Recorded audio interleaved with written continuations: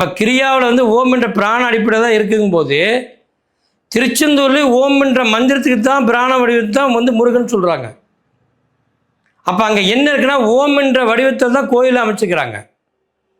அந்த கோயிலில் உள்ள நீ முதல் நுழையிற வாசலை வந்து ஒரு சக்கரம், முதல் சக்கரங்கிறாங்க, மூலாதார சக்கரம்.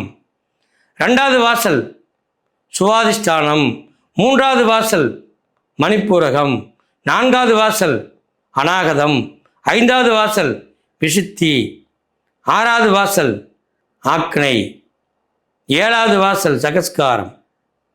அப்போ இந்த 7 வாசக்காலம் 7 சக்கரான்னு சொல்கிறாங்க. இதில் 7 சக்கராவை நீ தாண்டி நிற்கும் போது இறைவனுடைய சக்தி பார்க்குற. அப்போ 7 விதமான ஒரு விஷயங்கள் அங்கே நடக்குது. அப்போ 7 விஷயம் உனக்குள்ள எண்ணங்களில் மாறுபடுது. அங்கே ஓம் என்ற பிராண மந்திரம் கடல்லேருந்து வர்றது நேரடியாக முருகனுடைய முகத்துக்கே வருது. அப்போ என்ன செய்யுது, பின்னால் 5 பஞ்சமுக சிவலிங்கம் வச்சுக்கிறாங்க. இந்த 5 பஞ்சலிங்கமும் வந்து அந்த ஓம் என்ற மந்திரத்தை வாங்கி சக்தியை உருவாக்குது. சிவன் என்பது சக்தியை உருவாக்குவது, முருகன் என்பது சக்தியை வெளிப்படுத்துவது, மிகப்பெரிய ஞானத்தை கொடுப்பது.